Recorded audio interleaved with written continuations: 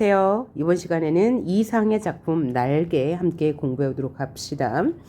자, 이상의 날개라는 것에 이제 상징적인 의미가 있는데요. 이 소설에 등장하는 나는 부인이 있습니다. 그런데 이 부인과 나의 관계는 일반적인 부부의 관계가 아니고요.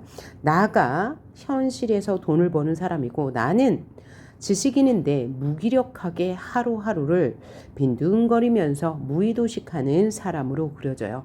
그럼 나는 그러니까 나의 아내는 어떤 일을 하냐면 이렇게 7칸짜리 방에 주르륵 있는 한 세 번째 집이 이제 나의 집이에요. 그런데 방이 한 칸밖에 없는데 여기 방 가운데다가 커튼을 이렇게 쳐놓고 요 바깥쪽은 아내의 방이고 요 안쪽이 나의 방인데 아내가 무슨 일을 하냐면 매춘 일을 해요. 그래서 손님을 집 안으로 데리고 옵니다. 그럼 그럴 때마다 아내는 어떡하냐? 남편에게 아달린이라는 약을 먹어요. 아달린은 수면제예요. 약을 먹인 다음에 자신의 일을 봅니다. 그러면 나는 계속 무기력하게 자다가 잠깐씩 일어나서 소일을 하죠. 그 소일이 뭐냐면 아내의 방에 가서 아내의 물건을 뒤적거리거나 아니면 아내가 손님을 받을 때마다 나에게 어떤 돈을 주거든요. 그 돈을 가지고 찻집에 가서 차를 마신다던가 그럼에도 불구하고 그냥 이렇게 무기력하게 살고 있다가 어느 날 나는 손님을 받고 있는 아내의 모습을 보기도 합니다. 자, 그러던 중에 아내가 외출한 사이에 아내의 물건을 막 뒤지다가 아달린 통을 발견해요. 그래서 각성을 하게 되죠. 그래서 자신이 갖고 있던 돈을 모두 화장실 속에다 버리고 나서 외출하게 되는데요. 이 외출의 의미가 큽니다. 나는 항상 이 폐쇄된 자기의 공간에서 무의도식 하다가요 외출을 결심하거든요. 탈출성 외출이죠. 그럼 외출은요 이러한 무기력한 생활에서 탈피하고 싶은 의지의 표현인 거예요. 그래서 나는 폐쇄된 이 공간에서 탈출해서 분열된 자로 살고 있었는데 그 분열된 자를 외출을 통해서 통일하게 되는 사회성을 획득하는 적극적인 자로 나아가는 삶을 살게 되는데 이것이 바로 상징적인 의미 날개로 표현되는 거예요. 마지막 부분에 날개를 달자 이런 대사가 나오거든요. 그럼 날개를 달자 이 얘기는 좀 더 자신의 인생을 적극적으로 살자 자유와 이상을 찾자 이런 상징성이 있는 소재라고 할 수 있습니다. 그러면 내용을 봅시다. 자, 그런데 이 소설은 또 하나의 특징이 의식의 흐름 기법을 사용하고 있다는 거예요. 자, 의식의 흐름 기법이란 소설 속 인물이 파편적이고 무질서하고 잡다한 그런 의식 세계를 자유로운 연상작용을 통해 가감없이 그대로 그려내는 방법을 말해요. 그래서 인물의 인상, 회상, 기억, 반성, 사색의 결과를 효과적으로 보여주는데 아주 좋은 거죠. 그래서 의식의 흐름 기법은 자유연상 기법이라고도 해요. 이 자유연상 기법은 소설의 이제 소설 전개의 필연성 혹은 개연성과는 반대말이 되는 거죠. 자신의 생각이 흘러가는 방향으로 소설이 진행된다는 얘기예요. 그러면 1인칭 주인공 시점일 때 이 등장인물의 내면 심리를 효과적으로 보여줄 수 있는 방법이니 이 소설도 1인칭 주인공 시점으로 이 분열된 자, 그 다음에 무의도식하는 자 를 효과적으로 보여줄 수 있습니다. 그러면 가달락부터 보도록 하죠. 나는 커다랗게 기지개를 한번 켜보고 아내 베개를 내려 베이고 벌떡 자빠져서는 이렇게도 편안하고 즐거운 세월을 하나님께 흠씬 자랑하여 주고 싶었다. 나는 참 세상에 아무 것과도 교섭을 가지지 않는다라는 것은 굉장히 폐쇄적인 생활을 하고 있다라는 얘기죠. 하느님도 아마 나를 칭찬할 수도 처벌할 수도 없는 것 같다. 그러나 다음 순간 실로 세상에도 이상스러운 것에 눈에 띄었다. 그것은 체면약 아달린 갑이었다. 나는 그것을 아내의 화장대 밑에서 발견하고 그것이 흡사 아스피린처럼 생겼다고 느꼈다. 나는 그것을 열어보았다. 꼭 4개가 비어 있었다. 그러니까 의식을 보여주는 거죠. 주인공의 내면 세계. 나는 오늘 아침에 4개의 아스피린을 먹은 것을 기억하고 있다. 나는 잤다. 어제도 그제도 그제도 계속 나는 아달린을 아스피린으로 알고 잔 거예요. 나는 졸려서 견딜 수가 없었다. 나는 감기가 다 나았는데도 아내는 내게 아스피린을 줬다.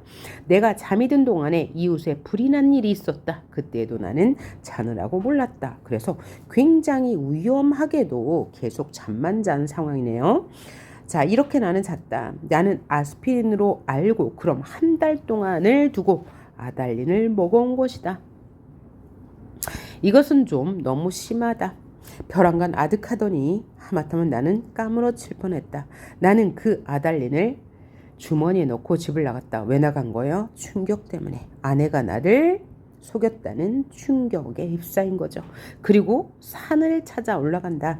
인간 세상에 아무것도 보기가 싫었다. 왜냐면 나 아내가 자신을 잠재우기 위해서 아달린을 먹였다니 라는 괴로움 때문이었겠죠. 걸으면서 나는 아무쪼록 아내에 관계되는 일은 일체 생각하지 않도록 노력했다. 길에서 까무러치기 쉬우니까다. 나는 어디라도 양재가 바른 자리를 골라서 자리를 잡아가지고 서서히 아내에 관하여 연구할 작정이었다. 나는 길가의 돌창, 핀 구경도 못한 개나리꽃, 종달새, 돌멩이도 새끼를 까는 이야기 이런 것만 생각했다. 다행히 길가에서 나는 절도하지는 않았다. 그만큼 충격이 컸다는 이야기. 자, 그래서 나가 그동안 한 달 동안이나 아스피린으로 알고 먹었던 그것이 바로 아달린 수면제였다는 것을 알고 애써 아내 생각을 하지 않으면서 산으로 올라갔다는 이야기였네요. 나달락 볼까요? 거기는 벤치가 있었다. 거기 어디예요? 산이죠, 산. 산에 올라갔어요. 나는 거기 정좌하고 가만히 앉아서 그리고 아스피린과 아달린에 대하여 연구하였다. 그러나 머리가 도무지 혼란하여 생각이 체계를 이루지 않는다. 단 5분이 못 가서 나는 그만 귀찮은 생각이 번쩍 들면서 심술이 났다. 너무 오랫동안 폐쇄적인 생활을 한 거죠. 그리고 한 달 동안이나 아달린을 먹어서 이제 생각이 잘 되지 않는 거죠. 나는 주머니에서 가지고 온 아달린을 꺼내 남은 6개를 한꺼번에 질겅질겅 씹어 먹었다. 산속에서 아달린 6개를 먹었네요. 맛이 익살맞다. 그러고 나서 나는 그 벤치 위에 기다랗게 누웠다. 무슨 생각으로 내가 그따위 짓을 했나 알 수가 없었다. 그따위 짓은 뭐예요? 6알을 한꺼번에 먹은 것. 그저 그러고 싶었다. 나는 계속 그냥 깊이 잠이 들었다. 네, 그래서 나달락은 생각하기 싫어서 다시 6알에 아달린을 먹고 잠이 든 상황. 다달락을 볼까요? 내가 잠을 깨었을 때 날이 환히 밝은 뒤다. 나는 거기서 일주야를 잔 것이다. 하루 밤낮을 산에서 잔 거예요. 풍경이 그냥 노랗게 보인다. 그 속에도 나는 번개처럼 아스피린과 아달린 생각이 난다. 충격이 컸으니까요. 아스피린, 아달린, 아스피린, 아달린, 아달린, 막스, 말사스, 마도로스, 아스피린, 아달린. 이건 뭐죠? 언어 유희네요. 자, 아달린, 막스는 사회주의 마르크스를 말하는 거고요. 말사스는 영국의 경제학자를 말하는 거고요. 마도로스는 선언을 말하는 거죠. 언어 유희를 통해서 계속 아스피린을 생각하고 있는 거예요. 아달린을 떠올리고 있는 거예요. 아내는 한 달 동안 아달린을 아스피린이라고 속이고 내게 먹였다. 그것은 아내 방에서 이 아달린 값이 발견된 것으로 미루어 증거가 너무 확실하다. 무슨 목적으로 아내는 나를 밤이나 낮이나 재워야 했나? 라고 아내의 행동에 대해서 지금 생각해보는 부분이었네요. 라달라 봅시다. 나를 밤이나 낮이나 재워놓고 그리고 아내는 내가 자는 동안에 무슨 짓을 했지? 나를 조금씩 죽이려 했을까? 그러나 또 생각하여 보면 내가 한 달을 두고 먹어온 것은 아스피린이었을지도 모른다. 아내는 무슨 근심이 되는 일이 있어서 밤이면 잠이 오지 않아서 정작 아내가 아달린을 사용한 것이 아닐까? 이건 뭐예요? 어떤 심리죠? 아내가 자신에게 아달린을 먹이지 않았을 거라고 믿고 싶은 마음이죠. 믿고 싶은 마음, 아내를 믿고 싶은 거예요. 오해이길 바라는 거죠. 그렇다면 나는 참 미안하다. 나는 아내에게 이렇게 큰 의욕을 가졌다는 것이 참 안 됐다. 자, 나는 이 상황에서 지금 아내를 염려하고 있네요. 마달라 봅시다. 여러 번 자동차에 칠 뻔하면서도 나는 그대로 경성역을 찾아갔다. 자, 경성역은 서울역을 말합니다. 일제강점기 때 서울역은 경성역이었습니다. 서울은 경성이라 불렀고요.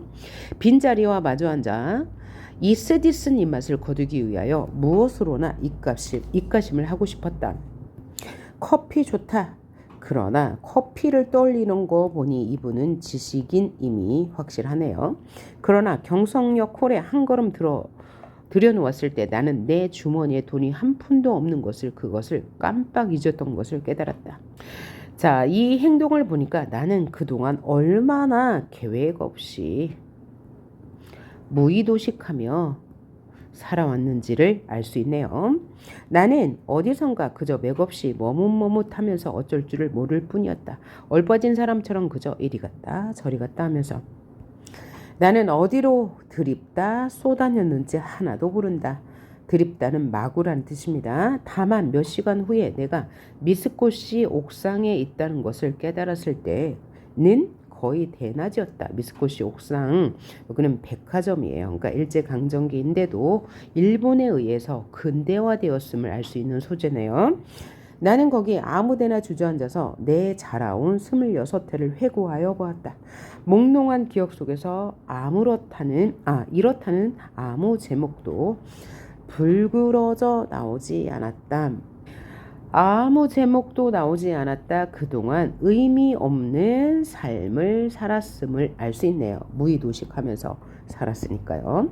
나는 또 내 자신에게 물어보았다. 너는 내 인생에 무슨 욕심이 있느냐고. 이거는 뭐죠? 지금 성찰을 하고 있는 거네요.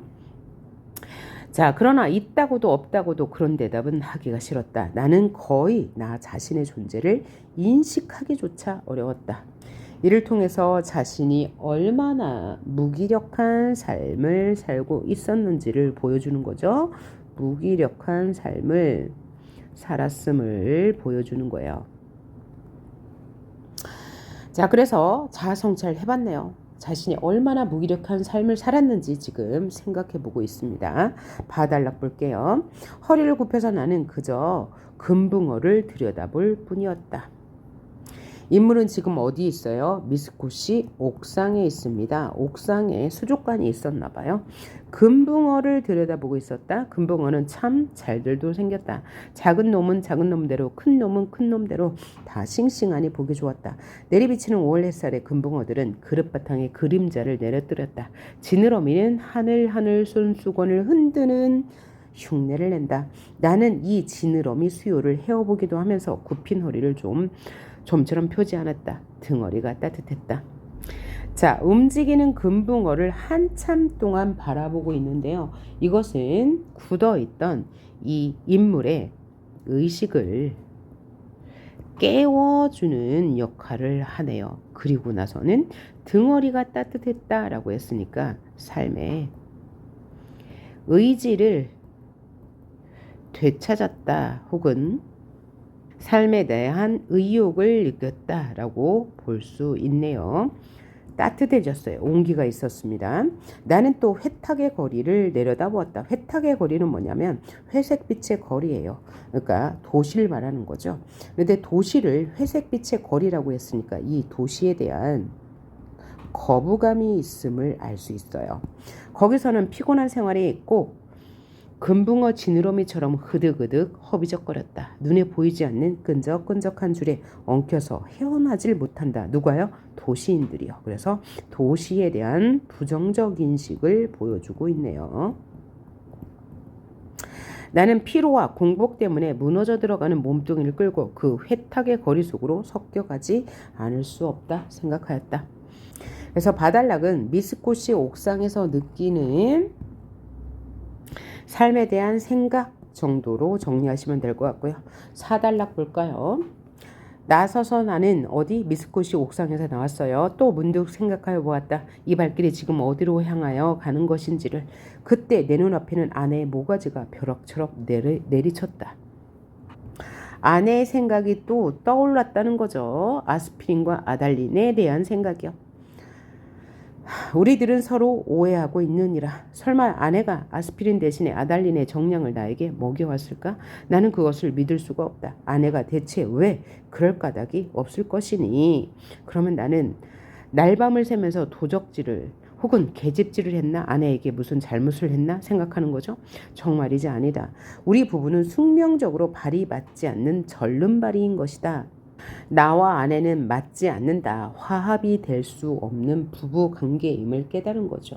혹은 나와 아내는 대등하지 못한 관계이다. 나는 아내가 주는 돈으로 무기도식하면서 살아왔으니까. 하지만 서로에게 잘못은 없다고 생각하고 있네요.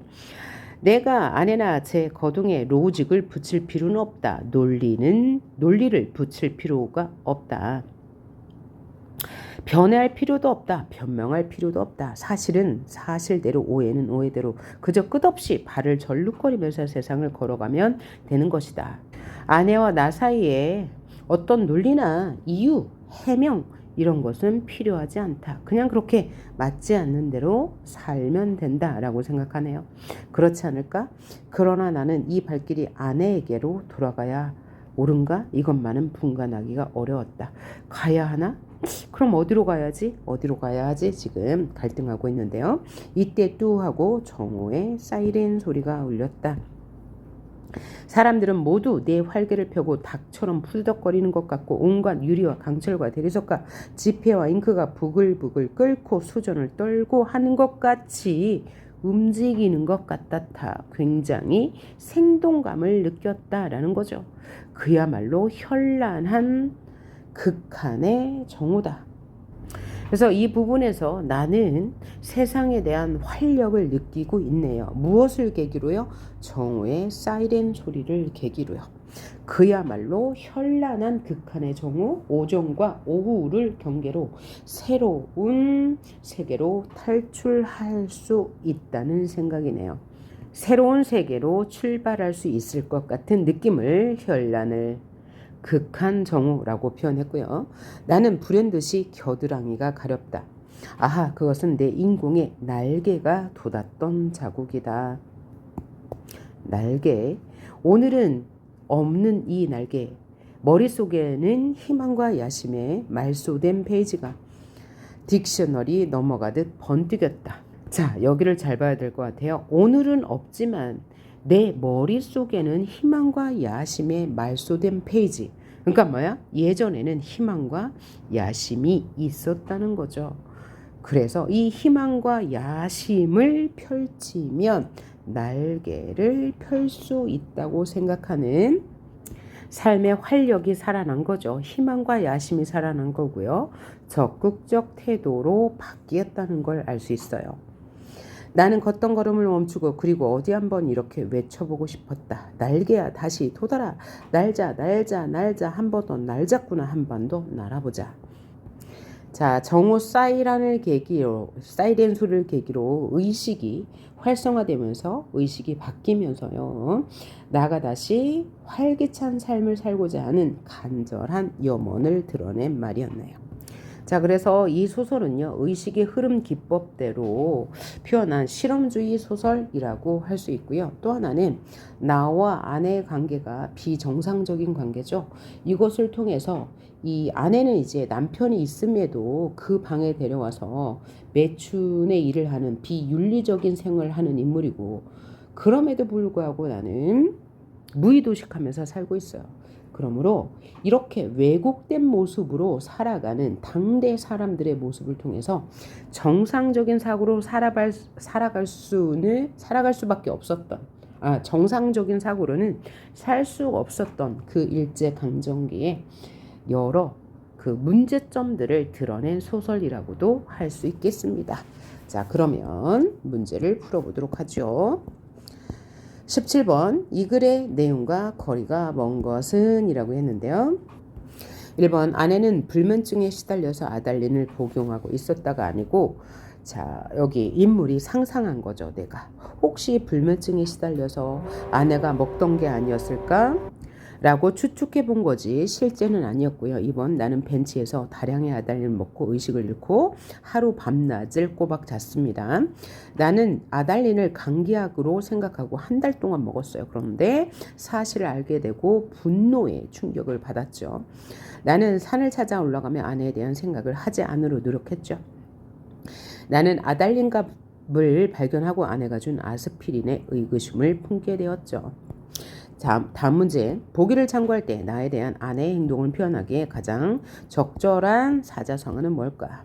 자, 이튿날 내가 눈을 떴을 때 아내는 내 머리맡에 앉아서 제법 근심스러운 얼굴이다. 여전히 으스스 춥고 또 골치가 아프고 입에 군침이 도는 것이 씁쓸하면서 다리팔이 척 늘어져 노곤하다. 아내는 내 머리를 쓱 짚어보더니 약을 먹어야지 한다. 아내는 손이 이마에 선택한 것을 보면 신혈이 어지간히 있는 모양인데 약을 먹는다면 해열제를 먹어야지 하고 속생각을 하자니까 아내는 따뜻한 물에 하얀 정제약 4개를 준다. 이게 뭐였어요? 아달린이었죠. 이것을 먹고 한 잠 푹 자고 나면 괜찮다는 것이다. 이러한 아내의 행동은 뭐야? 표리부동 나를 속인 거니까요. 겉과 속이 다르다는 뜻이고요. 각골난망은 은혜가 깊어서 뼈에 사무친다라는 얘기로 은혜가 크다는 내용의 사자성어고요. 결초보은 은혜를 갚는다는 얘기인데요.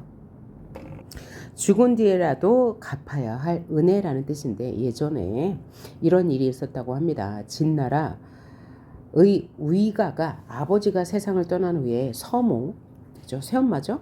를 개가시켜서 순사하지 않게 하였더니 그 뒤에 싸움터에서 그 서모 아버지의 혼이 적군의 앞길에 풀을 묶어 적을 넘어뜨려 위가가 공을 세울 수 있도록 하였다는 고사에서 유래된 이야기예요.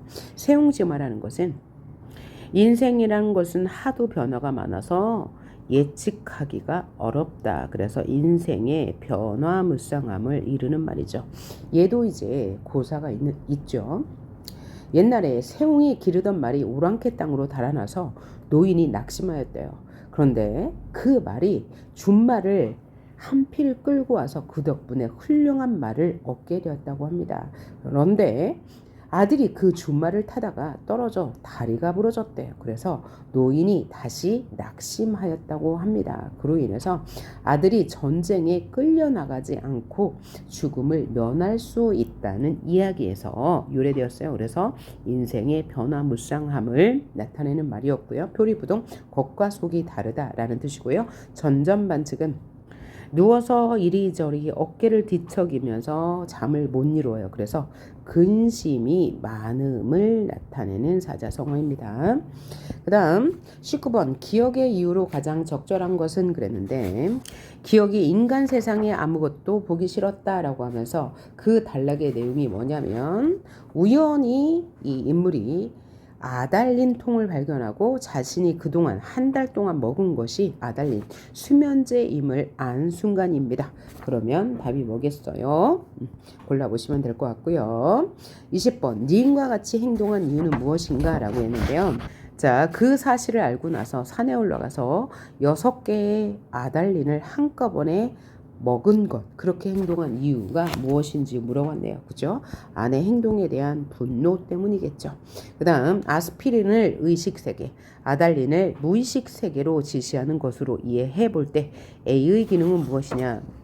A는 아스피린, 아달린, 막스, 그 다음에 마두로스, 막스, 뭐 이렇게 아스피린과 아달린을 반복하는 부분이에요.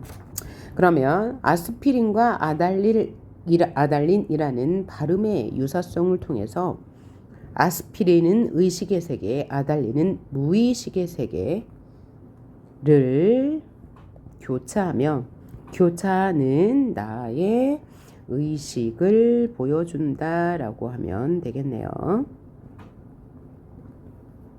다음 문제. B에 드러난 나의 심리를 쓰세요 라고 했는데요. B는 아내는 무슨 근심되는 일이 있어서 밤이면 잠이 오지 않아서 정작 아내가 아달린을 사용한 것은 아닌지라고 생각해 보는 거죠. 이건 아까 뭐라고 했죠? 아내가 아달린을 먹이지 않았다고 믿고 싶은 마음을 표현한 것이죠. 다음 문제 볼까요?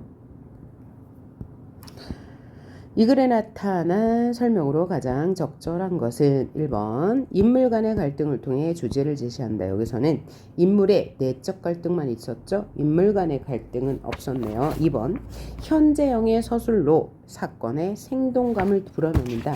그럼 현재형 어미가 사용되면 사건의 생동감이 있는데요. 보니까 현재형인가요? 아니죠. 나는 절도하지 않았다.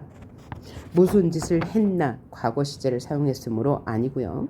인물의 희화화, 인물을 우스꽝스럽게 표현하지 않았네요. 서술자가 자신의 내면 세계를 중심으로 이야기 전달한다. 맞네요. 작품 밖의 서술자는 3인칭이니까 아니고요. 다음 문제. 이 글에서 나의 외출이 가지고 있는 의미가 바로 묶인 것은 그래서 외출을 통해서 나의 의식 세계가 확장되는 거고요. 폐쇄적인 것에서 개방적인 것으로 이동하는 거고 나의 무기력이 의식을 찾는 곳으로 변한다고 이야기했죠. 심리적 변화를 가져오는 계기가 되었고요. 아내와의 사랑 같은 거 없었고요. 자신의 존재감과 능력에 대한 시험 없었고요. 아내의 종속된 삶으로부터의 외출이다. 그래서 자신의 의식 세계를 찾아서 자유, 꿈, 활기찬 삶으로의 의지라고 했으니까 맞는 말이 되겠네요. 그 다음 25번 디귿에 관한 설명의 일부인 보기를 참고로 하여 이거를 감상한 내용으로 적절하지 않은 것은 디귿은 정오의 사이렌 소리라고 했는데요. 이 사이렌 소리를 계기로 각성을 하게 되죠. 그 이전과 이유는 매우 달라져요. 그래서 활기찬 삶을 살고 싶은 욕구를 강하게 느껴요. 사이렌 소리. 보기 한번 읽어볼게요. 철학과 문학에서는 전통적으로 시간을 가리키는 말에 함축적인 의미를 부여해왔다. 특히 독일의 철학자 니체는 정오를 각성과 재생의 시간으로 간주했다. 정오는 인식의 태양이 가장 높이 솟아오르는 때, 그러니까 사이렌 소리를 계기로 의식이 활성화됨을 말하고 있네요. 자, 그럼 적절하지 않은 것 1번 나의 의식 상태는 기억 이전과 이후로 나눌 수 있겠네요. 정오의 사이렌 소리가 나의 생명력을 일깨운 것이겠네요. 정오의 함축적 의미 때문에 그죠? 시간적 의미가 아니고요. 기억을 경계로 어조와 분위기가 바뀔 수 있겠죠. 활발하고 경쾌하고 활동적인 분위기로 바뀔 수 있을 것 같아요. 나는 정오가 되면서 자아의 문제에서 사회 문제로 시선을 전하는 게 아니고 나에 대한 의식을 찾는 거니까 사회 문제 아니고요. 개인의 문제죠. 이 작품은 시간의 물리적인 의미보다 심리적인 의미에 중점을 두고 있다고 볼 수 있겠네요. 다음 26번 C에서 이 중에 시대적 배경을 알 수 있게 해주는 소재. 시대적 배경을 알 수 있게 해주는 소재는 오늘날에 볼 수 없는 것이 당대 배경을 알 수 있는 소재라고 했어요. 오늘날에 찾아보기 힘든 거. 자, C가 경성역이에요. 경성역 오늘날에 경성역이란 말 안 쓰니까 맞겠네요. 당대 배경. 그 다음에 D는 미스코시 옥상 오늘날에 없는 건물이죠. 알 수 있고요. E가 아스피린 아달린 오늘날에 있네요. 아스피린. 그 다음에 F 로직 오늘날에 쓰는 말이죠. 그 다음에 E 딕셔너리 쓰는 말이니까 이것이 답이 되겠어요. 그 다음 보기는 이 작품의 첫 부분이다. 보기를 참고하여 A가 의미하는 말을 써라. 자, 보기는 뭐냐면 박제가 되어버린 천재를 아시나요? 나는 유쾌하오. 이런 때까지 연애까지가 유쾌하오 그랬어요. 이 작품의 첫 부분인데 A는 마지막 부분에 날자 다시 돋아라, 날개야 다시 돋아라, 날아보자 한 번 더 날아보자 라고 했으므로 처음에는 박제가 되어버린 뭐 천재 아시나요? 자신이겠죠. 자, 이런 때까지 나는 연애까지 하니 유쾌하오, 연애까지가 유쾌하오 그러다가 점점점 계속 이제 무기력하고 그런 삶을 살다가 외출을 통해서 자신의 자유와 이상을 찾게 되었죠. 그래서 날아보자, 좀 적극적으로 살아보자 다짐하게 되었으니 박제처럼 굳었던 날개를 다시 펴고 적극적으로 활동하고 싶은 삶의 희망을 의미한다라고 하시면 되겠네요. 그래서 오늘 이상의 날개라는 의식의 흐름 기법을 통한 소설 함께 보았습니다. 수고하셨습니다. 다음 시간에 태평천하 채만식의 작품 함께 공부해 보도록 하겠습니다. 수고하셨습니다.